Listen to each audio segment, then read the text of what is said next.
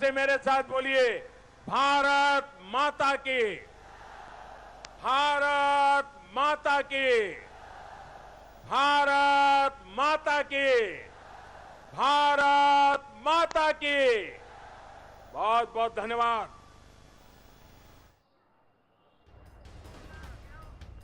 तो आप अभी देख रहे थे प्रधानमंत्री फारबिसगंज में बोल रहे थे तीसरे चरण का चुनाव की वहां पे तैयारियां, उसके बीच में वो लगातार अपने भाषण में बातचीत कर रहे थे। और लेकिन अभी हम जहां पे मौजूद हैं पटना में, और यहां पे बातचीत का जो रुख होगा आने वाले कुछ समय तक वो ये होगा कि चुनाव जो हो रहे हैं दूसरे चरण के, वहां पे हमारे सहयोगी, हमारे संवाददाता लगातार मौजूद हैं।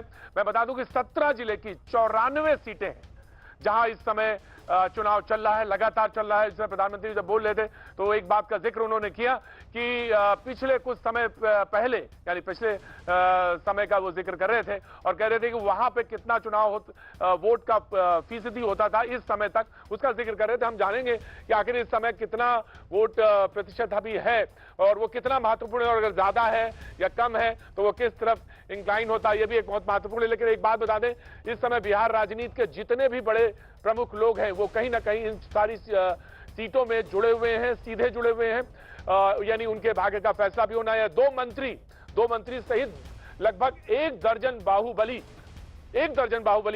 इस 94 सीटों में जुड़े हुए हैं। राघोपुर से हसनपुर से तेज प्रताप यादव के भाग्य का फैसला होना है। परसा सारण से चंद्रिका राय जो समधी हैं लालू जी के, उनका भाग्य का फैसला होना है। मंजू वर्मा चेरिया बरियापुर से, साहेबपुर कमाल से लल्लन यादव, ये तमाम वो नाम जो लगातार बिहार की राजनीति में सुर्खियों में रहते हैं और वे इस बार इनका इन 94 सीटों में बहुत महत्वपूर्ण चरण है।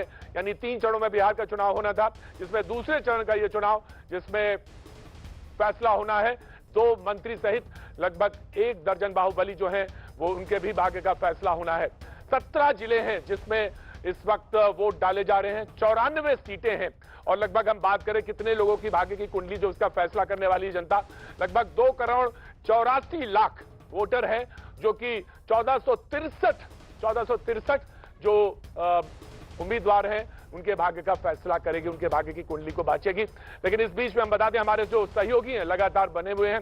राघोपुर बड़ी महत्वपूर्ण कॉन्स्टिट्यूंसी है और आरजेडी के लिए तो बेहद घर माना जाता है। हमारे सहयोगी विक्रांत यादव जो लगातार बिहार के दौरे पे बने हुए हैं वो हमारे साथ मौजूद हैं, उनकी तरफ रुख करेंगे। विक्रांत, अगर आप हमें सुन सकते हो तो मैं आपके पास आना चाहूंगा। बहुत बहुत शुक्रिया। विक्रांत दिखाई पड़ रहे हैं मुझे। हमारे साथ अरुण सिंह जो है पटना में मौजूद हैं, मैं उनकी तरफ भी रुख करूंगा। और चंदन जजवाड़े हमारे साथ हसनपुर, जहां पे तेज प्रताप चुनाव लड़ रहे हैं, उनकी तरफ वहां भी जाने की कोशिश करेंगे।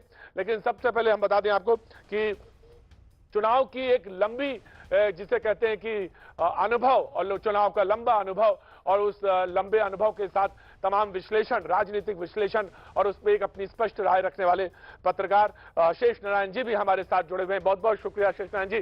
सबसे पहले तो मैं आप ही की तरफ रुख एक छोटी सी टिप्पणी जान लेना चाहूंगा। शेष नारायण जी, क्या इस वक्त के जो दूसरा ये चरण है जिसमें लोग कह रहे थे प्रथम चुनाव जो है, चरण जो है पता नहीं चल रहा किस तरफ जा रहा है, दूसरा तीसरे पे बहुत सारी दारोमदार है, एनडीए को लेकर लोग ज्यादा खासतौर से इस बात को कह रहे हैं। शेषनाथ जी, आपका क्या आकलन है अभी तक के बिहार के चुनाव पे? एक टिप्पणी आपकी, उसके बाद मैं विक्रांत यादव आपकी तरफ रुख करता हूं। जी शेषनाथ जी। अभी फणेश्वरनाथ रेड के शहर में मैंने भाषण सुना मोदी जी का, और एकदम ये तय हो गया है अब लगभग ये चुनाव शुद्ध रूप से बीजेपी और मोदी जी का है, और उसमें बाकी लोग सहयोगी हैं, विकासशील इंसान टाइप जो जेडीयू लोग हैं वो सब सहयोगी हैं, और सीधा हमला उनका जेडीयू पे है, क्योंकि जेडीयू जो है वो इश्यूज को केंद्र में लाया है। तो अब ये चुनाव मोदी वर्सेस तेजस्वी यादव हो गया है, और आप जानते हैं कि जब मोदी वर्सेस किसी भी खिलाफ होता है तो उसका नतीजा क्या होता है। तो इसलिए मुझे लगता है कि ये चुनाव, हालांकि तमाम लोग, मैं आपको शेषनाथ जी एक आंकड़ा बता दूं। जी शेषनाथ जी, एक आंकड़ा बता दें। लगभग 28 सीटें हैं जिसमें बीजेपी और आरजेडी का सीधे टक्कर हो रही है। बीजेपी और आरजेडी, अगर इन 94 सीटों की बात करें तो इसमें 28 सीटें ऐसी हैं, और जेडीयू और आरजेडी की सीटें जो हैं 24 हैं जिनमें सीधे टक्कर है। तो ये 94 सीटें बड़ी महत्वपूर्ण मानी जा रही हैं कि जो बिहार का जो चुनाव है उनमें ये 94 सीटें बहुत महत्वपूर्ण है। मैं आपके पास आता हूं, लेकिन विक्रांत की तरफ, राघोपुर की तरफ रुख करना चाहूंगा। विक्रांत, इस समय जहां तक वोट कास्ट का सवाल है, कितना कैसी लाइन कैसे जो खासतौर से कोविड के समय में किस तरह से उनका अनुपालन हो रहा है, किस तरह से पालन किया जा रहा है, और क्या ग्राउंड जीरो पे जहां पे आप मौजूद हैं वहां की जो उत्साह है, जो उसकी लहर है, उसके बारे में कुछ बता सकते हो विक्रांत? प्रतीक, मैं सुबह से इस बूथ पर हूं और यहां पर 7 बजे से बिहार में चुनाव में वोटिंग शुरू होनी थी, लेकिन आप यकीन नहीं मानेंगे कि 6 बजे से लाइन लगनी शुरू हो गई थी और ये जो बूथ है इसके बाहर तक लाइन लगी हुई थी। अभी दोपहर का समय, इस समय वोटर थोड़े कम हो जाते हैं, खाने पीने का समय, घर पर खाने का समय हो जाता है, बावजूद इसके यहाँ पर वोटर अभी बने हुए हैं। वोटर्स की लाइन भी अभी तक लगी हुई है और महिला पुरुष यहाँ पर दोनों की लाइन लगी हुई है। और सुबह से मैं देख रहा हूँ कि इस बूथ पर लोगों की भीड़ कम नहीं हुई। और एक अच्छी बात ये देखने को मिली कि हालांकि एक चीज़ को लेकर के थोड़ी सी दिक्कत भी हुई, थोड़ी सी परेशानी और कष्ट भी हुआ कि कोरोना की गाइडलाइंस को लेकर के जो नियम कानून बनाए गए थे उनका पालन देहाती इलाकों में खासतौर से नहीं हो रहा है। एक गोले बना करके छोड़ दिए गए थे रोड पर, लेकिन किस तरीके से अभी देखिए पीछे जगह है, लेकिन बावजूद इसके पब्लिक आपस में किसी तरह की सामाजिक दूरी नहीं की हुई। सुबह से मैंने लोगों से कईयों से भी जाना कि किस तरीके का कोरोना को कोई खतरा नहीं है, तो उनका कहना था कि बिहार में कोई खतरा नहीं है, लेकिन वोट का उत्साह बहुत है लोगों में। चाचा, कौन सा कितनी बार वोट दिए हो अभी तक? कितनी उम्र हो गई होगी? 85 से कम है। और मैं देख रहा हूँ कि यहाँ पर भीड़ बहुत है, बहुत लोग सुबह से वोट देने आ रहे हैं, तो ये एक अच्छी बात है कि देहाती इलाकों में लोग वोट ज्यादा दे रहे हैं। क्या अपनी सरकार से क्या चाहते हैं, कैसी सरकार हो? सरकार से अब वृद्धा पेंशन मिलवे करता है, अब और बीमारी में नहीं सांस है, क्या करें। तो प्रतीक, इस तरीके से बुजुर्ग लोग, युवा लोग यहाँ पर सुबह से इसी तरीके से लोग आ रहे हैं और लोगों की भारी भीड़ देखने को मिल रही है, जो लोकतंत्र के लिए एक खूबसूरत तस्वीर है। बिल्कुल बिल्कुल खूबसूरत है, लेकिन ये उम्मीद भी करी जाए कि इस पीरियड में जिसमें कोविड का समय है उसमें तमाम सारी चीजों का ध्यान भी रखा जाएगा। चंदन जजवाड़े हमें दिख रहे हैं जो कि हसनपुर में मौजूद है, बड़ी अहम कॉन्स्टिट्यूंसी है, इसमें जाने का जी कुछ कहना चाह रहे हैं आप? जी विक्रांत कुछ कहना चाह रहे हैं? मैं आ रहा हूं आपके पास। जी एक मिनट का समय केवल लूंगा अपने दर्शकों को, क्योंकि ये तस्वीर दिखानी जरूरी है कि किस तरीके का वोट देने का जो जज्बा होता है उसे यही कहा जाता है और यही लोकतंत्र की असली तस्वीर है। माता जी चल नहीं पा रही है। कितनी उम्र है बेटा माता जी की? 85। चल नहीं पा रही है, उनका पोता उन्हें ले करके आया है और अभी उन्हें उठा करके गोदी में उठा करके बाइक पर ये अंदर लेके गए थे और अब उसी तरीके से बाहर लेकर के जा रहे हैं। देखिए किस तरीके से अपने पैर भले ही कमजोर हो गए, लेकिन देश के लोकतंत्र की पैर कमजोर नहीं होने चाहिए। इन माताजी को भी ये मालूम है कि वोट देना बहुत जरूरी है और ये किस तरीके से अपने पोते के साथ बाइक पर बैठकर आई। 2 पोते साथ में आए, एक ने उन्हें पीछे बाइक पे बिठाया और इसके बाद दूसरा उनके साथ जाएगा, क्योंकि वो बिल्कुल अपने शरीर से कमजोर है, लेकिन उन्हें मालूम है कि उनके वोट की क्या ताकत है। कोशिश करते हैं प्रतीक थोड़ा सा अगर बात करने का, कुछ बोल पाए तो। माता जी, आप वोट डाल के आई इतनी परेशानी उठाकर, बोलिए। तो नहीं बोल पा रही प्रतीक, लेकिन उनकी इच्छा शक्ति, दृढ़ शक्ति इस चीज से दिखाई देती है और शायद इसी कारण कहा जाता है कि भारत का लोकतंत्र इतना मजबूत है। जी ऑफ कोर्स जी, आपको और आपके सहयोगी कैमरा पर्सन दोनों को बहुत बहुत शुभकामनाएं। जो ये तस्वीरें आपने दिखाई कि लोकतंत्र की ताकत क्या है। एक तरफ आज अमेरिका में भी वोट डाले जाएंगे, कास्ट किए जाएंगे, और एक तरफ बिहार में जहां यहाँ वोट कास्ट किए जा रहे हैं उसकी ताकत का भी आपने यहाँ पे एक छोटा सा नमूना पेश किया। आपके कैमरामैन और आप दोनों लोगों को बहुत बहुत शुभकामनाएं। मैं एक बार फिर आपकी तरफ रुख करूंगा, लेकिन मैं हसनपुर की तरफ जाना चाहूंगा जहां चंदन हमारे साथ हमारे सहयोगी मौजूद है। बेहद अहम कॉन्स्टिट्यूंसी तेज प्रताप, वहां से चुनाव लड़ रहे हैं और मैं अपने कैमरामैन के साथ वहां गया था, उनकी रैली भी मैंने देखी थी। और इस वक्त चंदन वहां से क्या आप ग्राउंड जीरो से रिपोर्ट कर सकते हैं, क्योंकि जहां तक तस्वीरों का सवाल है बहुत कुछ दिखाई पड़ रही। अरुण हमारे सहयोगी पटना से मौजूद हैं, मैं उनका भी स्वागत करता हूं। अरुण, मैं आपके पास आऊंगा, लेकिन चंदन की तरफ पहले रुख करना चाहूंगा। जी चंदन। बिल्कुल प्रतीक देखिए, ये बिथान इलाका है, एक कस्बा है हसनपुर कॉन्स्टिट्यूंसी में। ये जो एक आदर्श मतदान केंद्र है, यहाँ पर टेंट बनाया गया ताकि जो लोग आए उनको धूप में खड़ा ना होना पड़े, वेटिंग के लिए कुर्सी पर बैठ सकते हैं। साथ ही साथ जो पोलिंग के सारे कर्मचारी हैं चुनाव से जुड़े हुए, वो वेट कर। अभी दोपहर का समय हम देख रहे हैं कि अभी मतदाता बहुत कम संख्या में इक्का दुक्का हैं। सुबह लगातार लंबी कतार बनी हुई थी, करीब 100 लोगों की कतार हमने देखी थी। ये हमारा 5वां पोलिंग बूथ है जहाँ पर हम पहुँचे हुए हैं और देख रहे हैं कि वहाँ पर क्या माहौल है। सुबह हमने देखा कि हसनपुर में तमाम जगहों पर काफ़ी भीड़ थी, लोग खूब उत्साहित होकर के आए थे और माना जा रहा है कि 1-2 घंटे के बाद भीड़ और बढ़ेगी। जब लोग खान पान का काम खत्म कर लेंगे उसके बाद फिर से गांव के लोग, चूँकि ये सीट जो है ग्रामीण सीट है, यहाँ पर 85% जो वोटर्स हैं वो ग्रामीण हैं, तो वो लोग एक बार अपना काम खत्म करके फिर आएंगे वोट डालने के लिए। तो दोपहर बाद 2 बजे के बाद एक बार फिर से पोलिंग स्टेशनों पर भीड़ दिखेगी।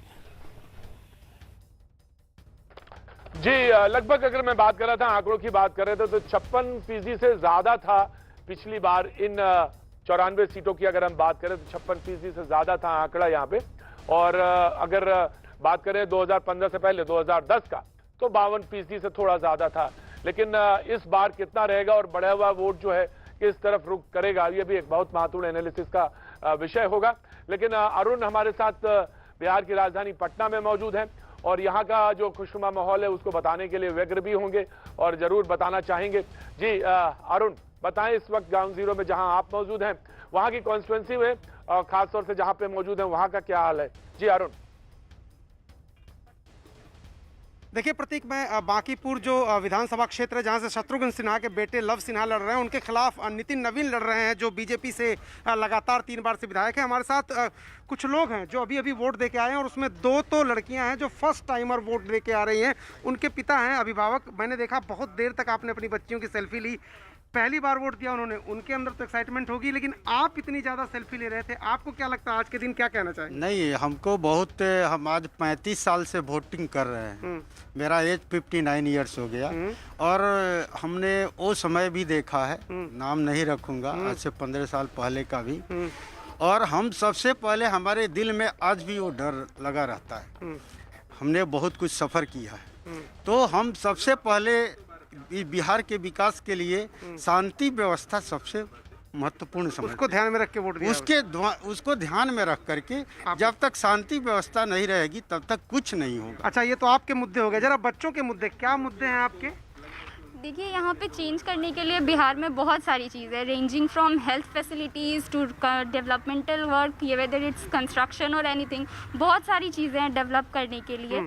तो इसी को ध्यान में रख के मैंने वोट दिया, because if you are not voting, you are not protesting, you are surrendering. या देखिए कितनी बड़ी बात है कि अगर आप वोट नहीं दे रहे हैं तो आप सरेंडर कर रहे हैं। आप क्या सोच के आपने वोट दिया और आपके इश्यूज क्या मन में थे, दिमाग में? मेरे मन में सबसे पहले इश्यूज, और जैसा कि इन्होंने बताया, कंस्ट्रक्शन है, हेल्थ इश्यूज़ है, साथ ही एजुकेशनल डेवलपमेंट होना यहाँ बहुत ही ज़रूरी है, जैसे बाकी राज्यों में है, ताकि यहाँ के बच्चे बाहर जाके ना पढ़े, उनको यही सारी फैसिलिटी मिले और जिससे रिसोर्सेज का हमारा फुल यूज़ हो सके, यूटिलाइजेशन हो सके। आज वोट देने से पहले क्या सोच थी दिमाग में, क्योंकि पहली बार आपने ईवीएम का बटन दबाया?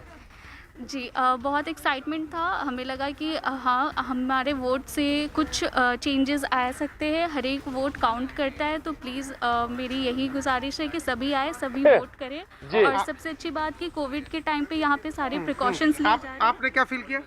यहाँ का अरेंजमेंट मुझे बहुत अच्छा लगा, सोचा नहीं था इतने प्रिकॉशंस के साथ कोविड के टाइम में इतने अच्छे से हम वोट दे पाएंगे। बहुत ही अच्छा अरेंजमेंट है। सब लोग सर्टिफिकेट भी मिला है। हाँ, ये बहुत खुशी हुई मुझे कि मुझे फर्स्ट टाइम वोटर होने का सर्टिफिकेट मिला। तो देखिए प्रतीक, ये 2 बच्चियां हैं, फर्स्ट टाइम वोट दे रही हैं और वो बहुत ही ज्यादा खुश हैं, एक्साइटेड थी और उनके पिता भी साथ आए थे और ये बड़ी अच्छी खूबसूरत तस्वीर लोकतंत्र के मजबूती के लिए। जी बिल्कुल बिल्कुल बिल्कुल, ये बहुत अच्छी तस्वीर आपने दिखाई। और 35 साल वर्सेस जो इस वर्ष वोट डाल रहे हैं, यानी 2020 में जो वोट डाल रहे हैं, उसकी एक तस्वीर आपने पेश की। वो कहीं ना कहीं उन्होंने अपनी बातों में उसका जिक्र भी किया। लेकिन हम सीधे रुक करना चाहेंगे अमित पांडे के पास, जो कि हमारे साथ नालंदा से मौजूद हैं। काफी भीड़ पीछे दिख रही है मुझे और वो कोई इश्यूज के साथ हमारे साथ मौजूद हैं। ऑफकोर्स मैं उनकी तरफ रुक करना चाहूंगा। जी अमित, आप कुछ कहना चाह रहे हैं? ग्राउंड जीरो पर हैं, कुछ नाराजगी भी लोगों की दिख रही है। अमित पांडे नालंदा से।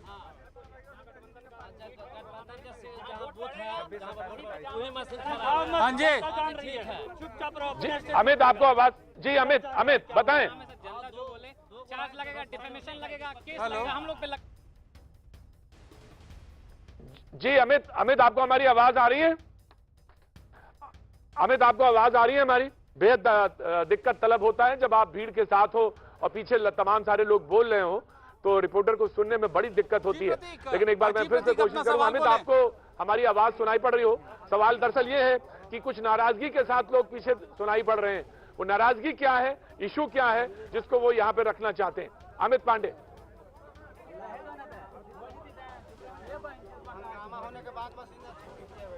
जी प्रतीक जी।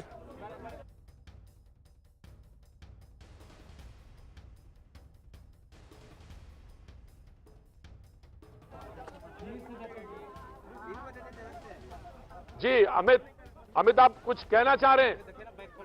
जी बताइए अमित, बोलिए।